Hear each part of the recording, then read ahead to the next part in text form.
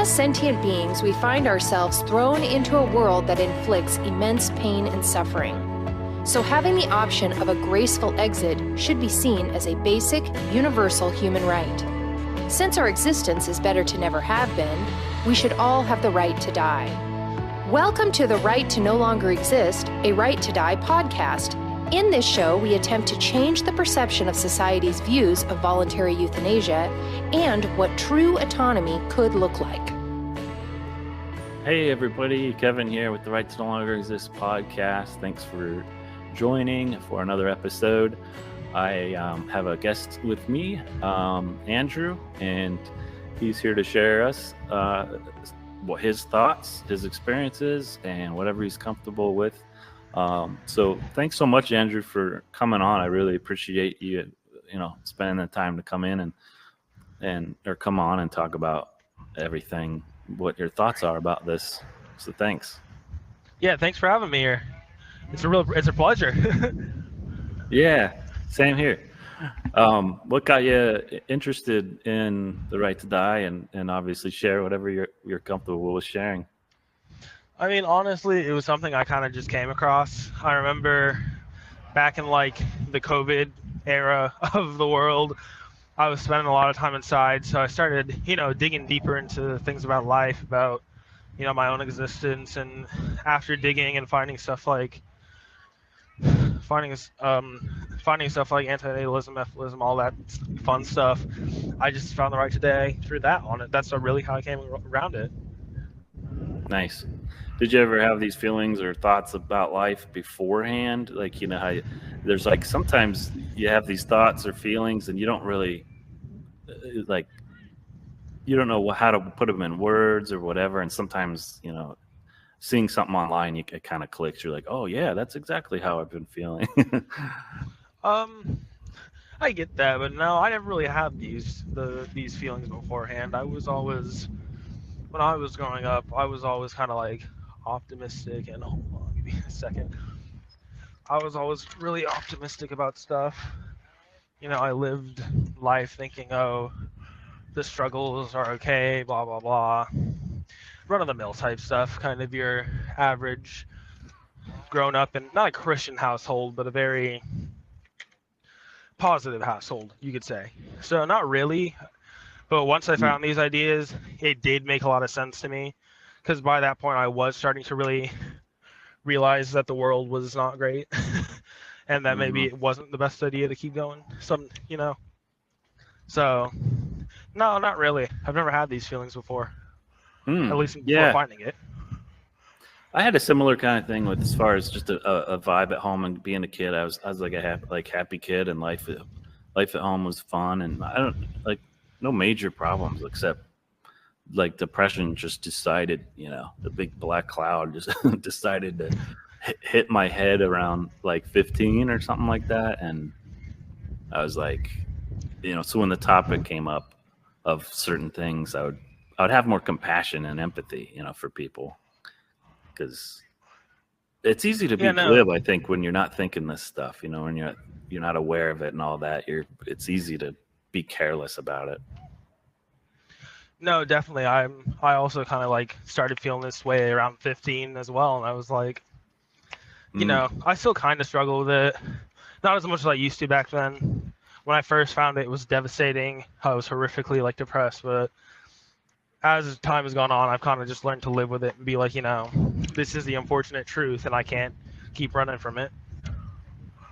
Yeah, I think that's a healthy place to be, even though it's, it's not fun, but I think it's much more healthy to live in reality than some fake world that doesn't exist. Yeah, exactly. I've lost a lot of motivation to do things. I wouldn't say I'm as healthy, but I'm definitely more realistic about certain aspects of my life.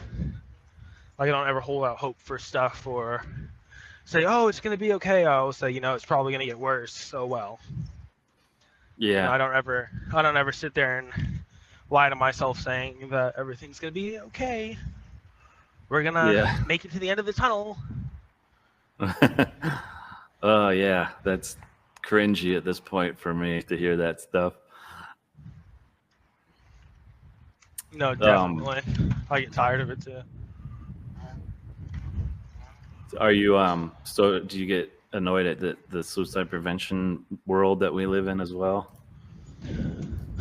I'd say yes and no. Yes, in the fact that it's a person's choice. If they really just can't take it anymore, it's not your business to tell them to live or not. But then no, because sometimes they're, not always, but every now and then there can be irrational attempts, and that can usually not always end up great. So I definitely think there is some times where people should step in, but most of the time I think it's the person's choice. Let them do what they want. It's not your business. Yeah. Yeah, I've noticed, at least in my life, a lot of the people I've known that have exited, a lot of it's impulsive. A lot of it's even if it's planned, like they've planned it out for years, what method they're going to use or whatever. It seems to be a lot of times when it actually happens, there's an impulse there that some event in their life happened that made them go, and so it's kind of a mixture of both, I think, for a lot of people. I don't know. It's hard because I feel like, I mean, I guess when I say impulsive, I mean like they just think about it out of nowhere and are like, oh, I'm done. I'm getting out of here, and then they do it and it messes up and they either end up in a worse state or it doesn't work. Yeah. Yeah. So I think when it comes to that, oh, sorry. Oh, no, go ahead. Sorry. I was saying, I think when it comes to that aspect, I wouldn't be as annoyed with preventioning because it's just like, at least if you're going to do it, make sure it's planned correctly rather than just doing it out of the blue. But when it comes to things like, somebody hasn't been happy for years and they're just done, or instead of saving them, you just throw them in a hospital or whatever, like that I get annoyed with because it's like, that's not helping anybody. Oh no, yeah, I've heard horror stories about hospital stays for sure. Yeah, they're awful from experience. Even from my own experience, they're fucking terrible. Worst experience in my life, I'd say. Really? Out of everything I've gone through, staying in one of those mental hospitals was traumatizing, to say the least. Really? Wow. And that's where it's like, and my whole thing is, if you are gonna try and prevent, be a preventionist of suicide, at least do it in a way where you make the person feel wanted or safe or whatever they're going through. Like, don't just throw them away and expect the problem to fix itself. If you really need to, like, prevent it, you know what I mean? Mm-hmm. Yeah, that's why I think they're trying to prevent not so much you as much as they're so afraid of the idea themselves. It's almost like survival instinct for themselves, because watching it or witnessing it or hearing about it is like, oh, there's potential. I might be able to do this. Like, I have the potential to, and that scares people a lot, which, understandably, sure, it's, but oh yeah, no. That mentality though is like, I think, a driving force to preventionism and causing forcing others to, no, you can't do this, and make policy against it, and just brutal. Yeah, exactly. No, I mean, I think I get it because so when I first found the right to die, that's exactly what I kind of went through. It was like, people have this thing, if the whole world is going to be able to check out, a lot of other people are going to do it, and then, does that mean I have to do it? And then after a while, I kind of learned, like, that's not what it means at all. Like, right to die is people's right to do what they want with their bodies. It's not my business. I have no say in it. It's their say, not mine. And I feel like that's kind of, it's not hard to understand. I don't know why people can't understand it. Even when it comes to things like abortion, race, like whatever, anything else, I feel like it's so hard for people to understand. Like, it's not your life.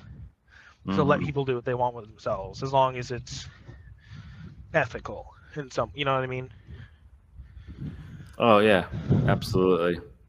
And like putting aside the fact that this is a negative thing, which I would argue isn't, the experience is negative, but the ultimate like getting out of the sentience in general is a positive. But even if you put that aside, like people are still accepting of if someone wants to, you know, drink, like alcohol is, Oh yeah, no, I get what you you know, mean. Like, or if I get it. someone It's like wants, to smoke, drink. Yeah, I get it.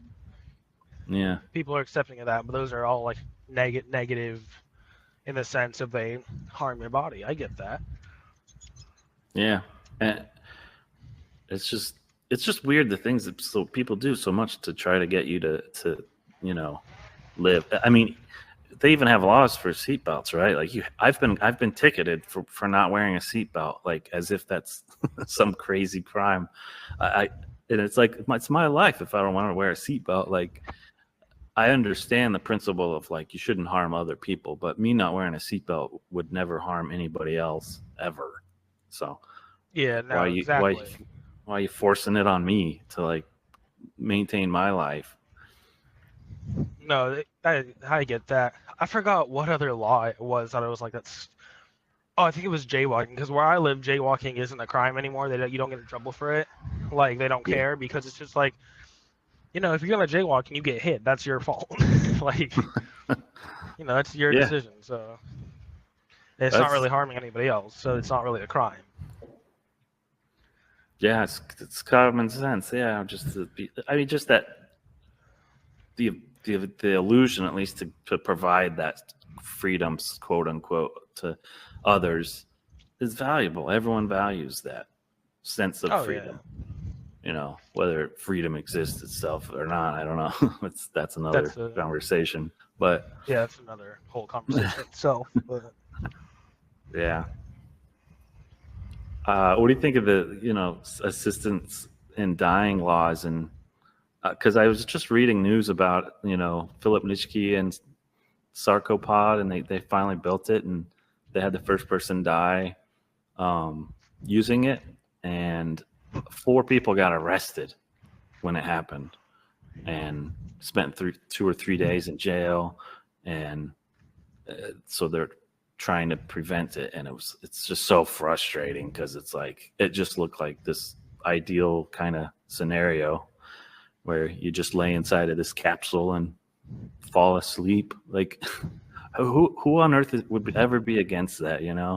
yeah, even the happiest person in the world would not see it. I don't know, like if they fell asleep and like never woke up, who cares? Like, I know, I think one of my relatives' brothers, he died in sleep, and I'm just like, and my relative was like, yeah, that's the best way to go, is in your sleep, being unaware of what's happening.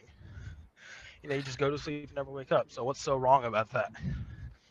Yeah. And I mean, I guess I I, get it, because it's like, in the sense of the whole like, oh yeah, you're assisting them, but you're still like killing them, and it's like, is it really killing them if you're not like compared to if you shoot somebody or you stab somebody?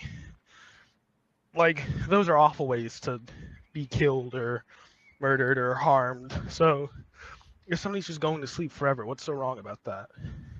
yeah. And it's Especially if all they about want to. yeah. Oh, especially like intent is all that matters, really. Like if you know that the person's intention was compassion, then what's the problem? If they're Yeah, no, doing it I out can of definitely agree with vengeance, that. or yeah, if they want to cause pain and all that, yeah, like then it's a huge difference between the two. Yeah, it's like serial killers don't kill people to like free them from their suffering. They do it to cause harm. This isn't serial killers. These are people giving people who just want to be out of this stupid fucking game a chance to get out peacefully. It's like there's no issue there, but there shouldn't be. Yeah. And then So people talk about limits a lot. how far does it go? The slippery slope argument, which I think is a joke, but people are like, you must be, as of right now, it's kind of, a lot of it is 6 months, terminally ill. The red tape is insane. Only a couple hundred people do it out of hundreds and hundreds of millions or billions even. Like, so it's kind of a joke. It's just a fake. It's a fake right to die to me. It's hard not to really be upset by them, even though I totally support it, which is because it's a good thing what they're doing, absolutely. But it's like It's this just kind of little like, it's a yeah, that's what teaser you're saying. for people. Yeah. For people that want out and they see that other people have this right to die, and they might even see videos in a documentary or something of someone peacefully dying in that way. Like, it's really heartbreaking. You're just like, fuck. Why can't I have that? Yeah, it's exactly. I don't know why it is so hard for people to just grasp the concept, because it's just like the same thing with like I said, like abortion. It's like that's a person's choice, and I mean, I know a lot of that has to do with religion, unfortunately, because religion rules everything still. But I think at the same time, it's like that's not anybody's choice to make, especially if you want to say like, oh, God gave us free will. Like, okay, I have the free will to do what I want with my body. Yeah, exactly. I hate that argument. It's so annoying because you never really did have free will to want to die. Why would God create you to make you have a desire to just not be here? That makes no sense. Yeah, especially if his creation is so perfect and amazing as people make it out to be. Like, yeah, if it's so wonderful, yeah, how come there's literally millions of attempts of successful or failed attempts of this every year? Yeah, why did people? I don't know. I feel like it's such a hard thing for just because of religion. I mean, even without religion, it would be a hard thing for people to really grasp and understand. But oh yeah, religion really messes it up. I worked at a church for a long time. I just fell into the job, and I was just a audio engineer for this big, huge church, and it was really hard sometimes to work there because they would talk about suicide or the right to die or whatever, and just be so callous and heartless and cold, and you're so selfish if you do that. Like, you're hurting your family. Like it drove me nuts. It really was hard. I mean, when it comes to the whole argument of, oh, you're gonna hurt your family, like, I get it because it is a traumatizing thing to go through, but at the same time, people die all the time. I've had so many people in my life die, not by suicide, but by natural causes, and it's like over time you just get used to it. Like, I've gotten used to people dying. It's like, yeah, it's sad. Yeah, they're gone forever, but it happens. This isn't something that's new. So if somebody does it, even if they know it, they do it by their own hand. Isn't that better than dying of cancer or being murdered or fucking tortured? I don't know. So that's what I think about it, at least. I know. I've gotten used to a lot of that too, unfortunately.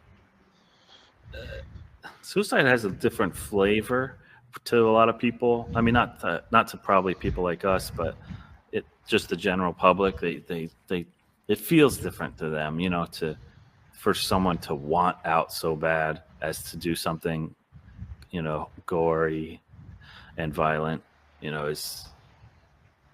I just can't believe that doesn't change their minds, though. That's the weird part. Like, how does that not change someone's mind? Well, because it's the whole thing of life is always a gift. Everything's always sunshine and rainbows, even if it's not. It's just like, yeah, you can't prove that. You can't. Well, you can't prove that. It's not something that is really true, unfortunately. Unfortunately, not everything. This isn't some amazing paradise we live in. So it's a fucking hellhole. I mean, you Hmm. turn on the news, especially in America, and somebody's been shot. There's another school shooting. Somebody's been in a drunk driving accident. I mean, I turn on the news and I just shrug all that off now because you just see it so much. It's not like I don't care about it. It's just you see it so fucking much now that it's like, of course, and people have the audacity to be like, "Oh yeah, damn, the world's fucked up," and then they still go off and have kids or say life is great or blah blah blah. I don't know. Yeah, it's crazy. I don't get it either. But I understand trying to avoid it though, because you just get to a certain place where you just kind of self-protection, self-preservation, and you're just like, Yeah, if I like if you already, just if you look at all the negatives, I mean, this isn't me trying to be optimistic. I'm saying if you do look at the negatives all the time, of course, you're always going to be miserable. And it's like, yeah, that's a completely fine reaction. Like, there's nothing wrong with that, but I guess at the same time, if you're gonna keep on keeping, you got to have some motivating factor. Unfortunately, at least until you can get out, or yeah. I don't know. But people think that you have so much more power than you really do. I think, as far as your brain thoughts are, like you never, especially just having OCD, like I have really bad. The whole idea of it is intrusive thoughts. So I could Trust think me, of I something, understand that. and I understand there's it real nothing well. I can do. Yeah, you can't do anything to get it out of your mind at all, and you never asked for Like, the thought either.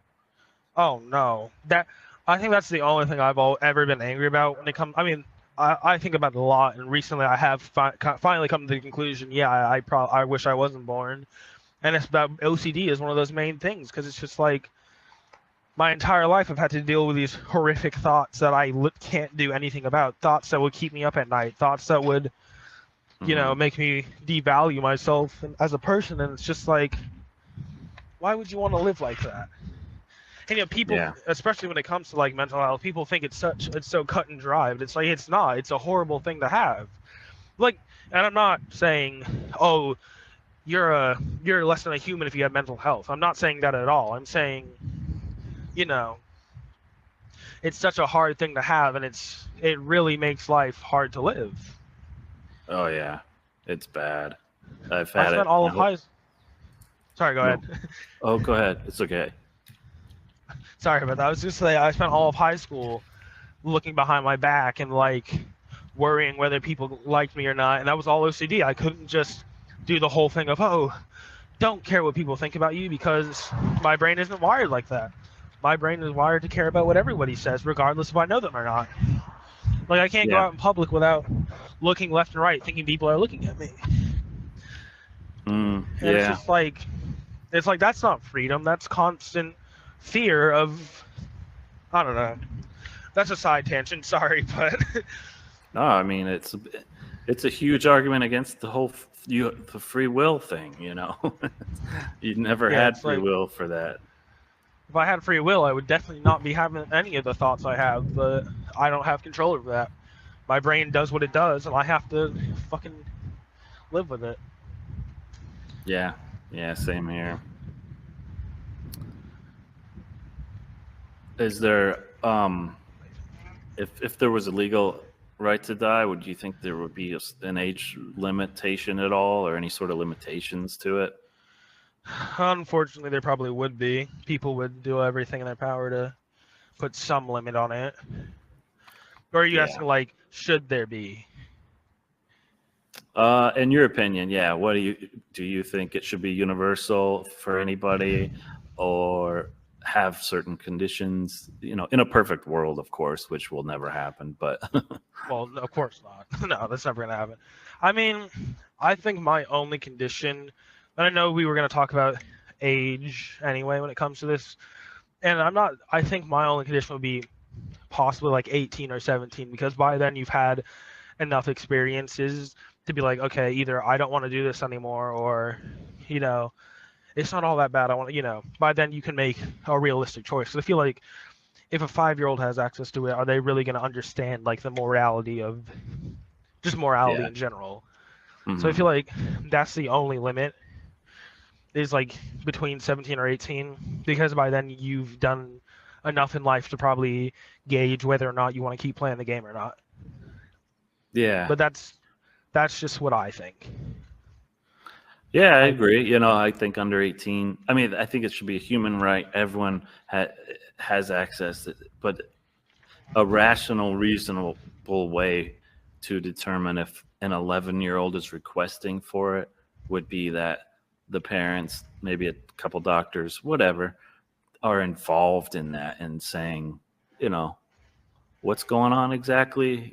Like, not that they have the ultimate say, but because, like you were saying, they don't have the full knowledge and intelligence and the development of their brain, like, then they might not be making the right decision, and they could say, oh, you stub your toe, like, it's really bad, I know, but trust me, tomorrow you won't, it'll be better, it'll be all better tomorrow. And then this 9-year-old would be like, oh, really? Like, oh, okay.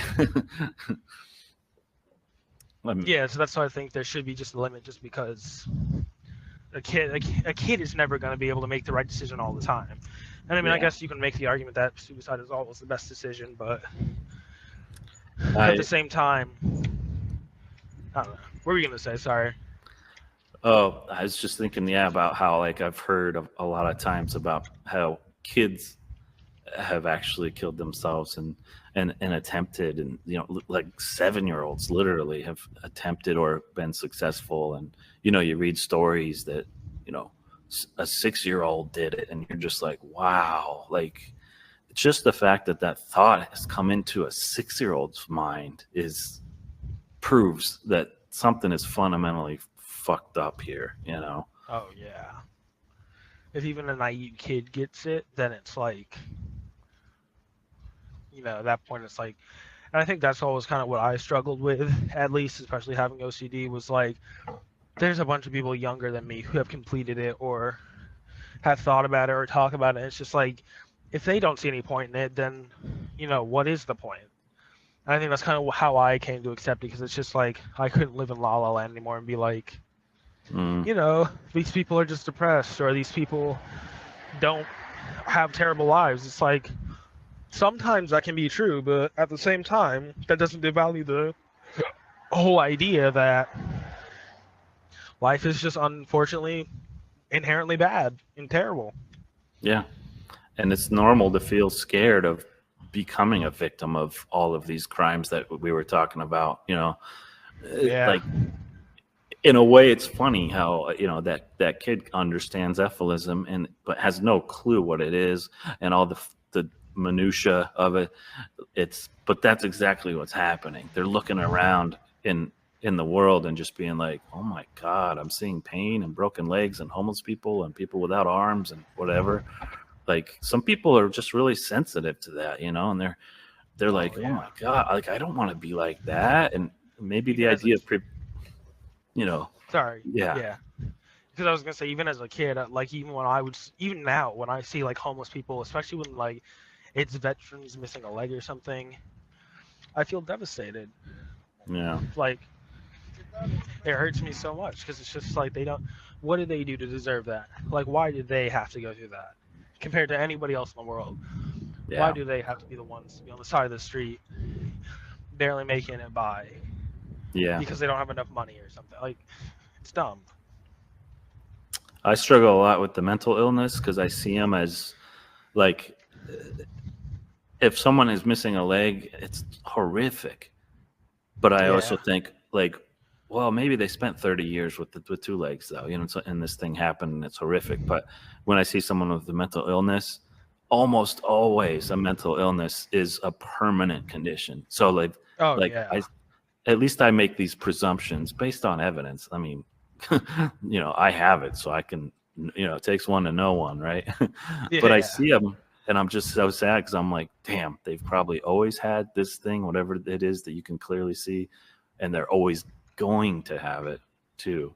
And that's brutal.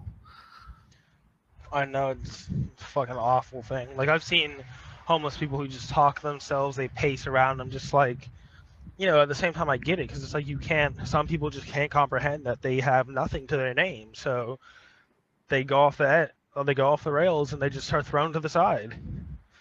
Yeah. It's an awful thing. Or someone's just different.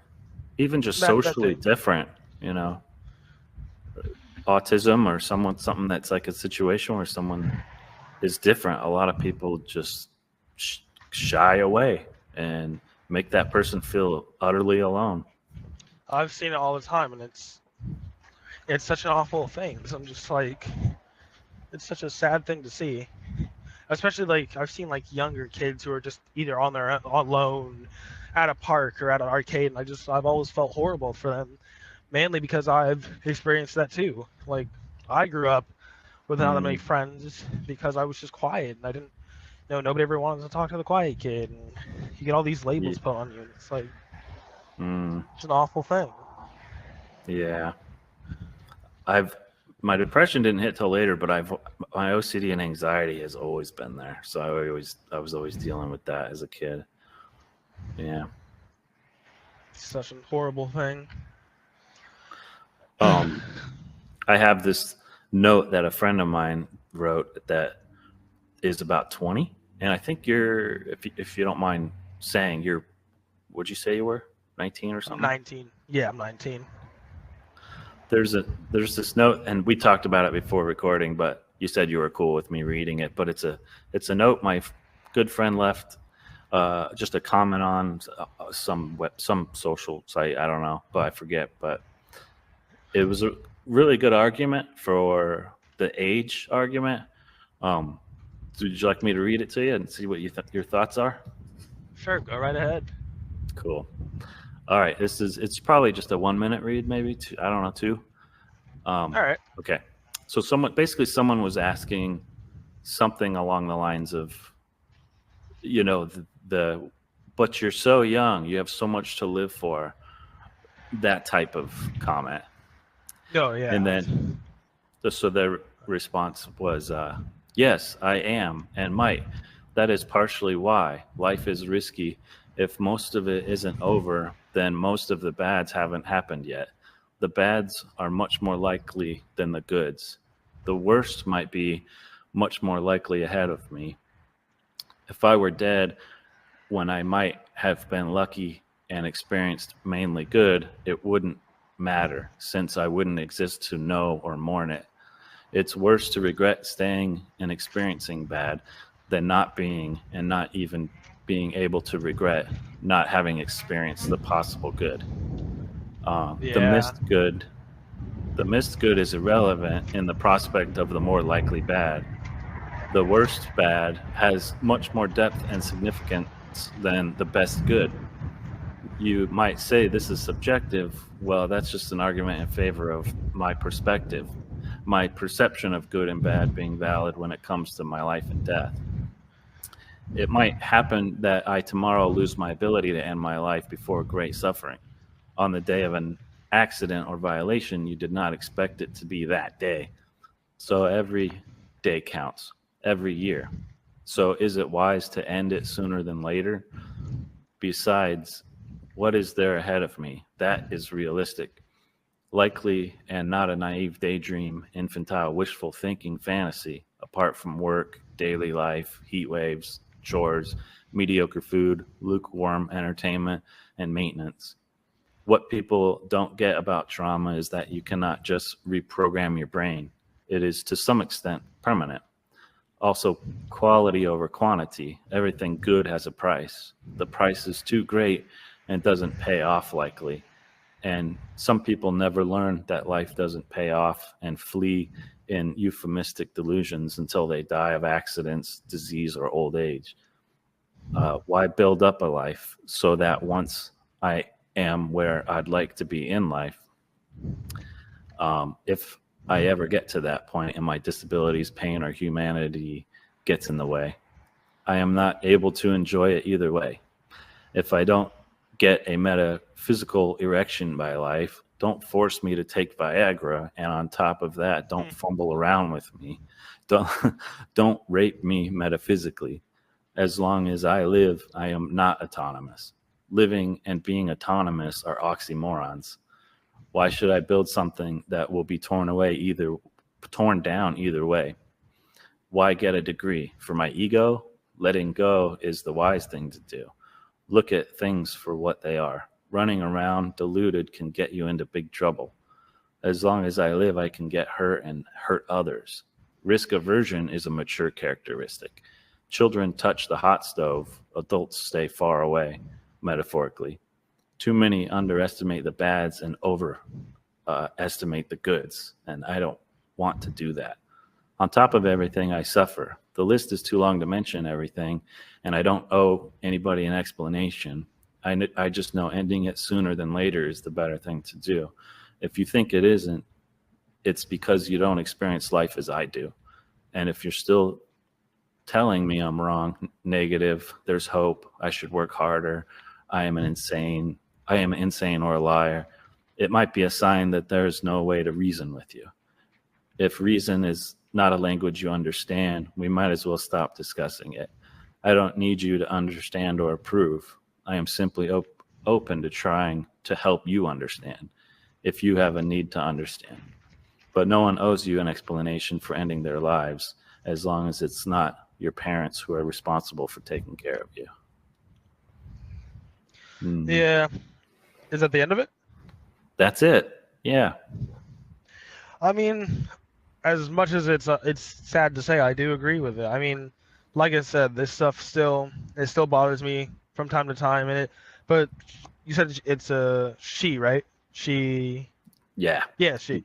Yeah, she's right. I mean, and I can go into the whole thing. We talked about this another time about how I'm not really a believer in things of good or positive or enjoyment. Yeah, I have things that I get pleasure from, that I enjoy. I like hanging with friends and all that fun shit, but all of that can be taken away simply by getting hit by a car or shot in the head or fucking whatever. I mean, she's right in the end of the day. It's like, if you don't know suffering, of course you're not going to get this. And I mean, I think why I especially kind of was able to accept all of this, especially like related to the letter, like I've suffered a bunch. I've lost a bunch of people. My life hasn't been really as ideal as I would want it to be. Yeah, I have a decently good family. I mean, I've always had a roof over my head, but I've lost so much and gained very little. So, I get it. It's like, she's right. Yeah. It's, some people aren't gonna, sorry, just some people aren't gonna get it. Some people aren't going to like really ever make it. Not everybody makes it. Like, they always talk about the 1% of people being billionaires and stuff. It's like, yeah, that's the whole point. It's 1%. 99% of those people aren't going to live comfortably. They're going to have to struggle to get even the smallest things for, what, like a couple of minutes, like a day? And it's just, yeah, she's right. As much as I wouldn't like to admit it, she's right. It's not something, not everybody's going to make it. Not everybody's going to like the stuff their life, and sometimes it is better to just cut all losses. I mean, even for me personally, I don't really have many talents that I'm proud of. I don't have a lot of friends. I don't have, this big personality. It's like, I don't see much for myself, but I continue to keep living on for what?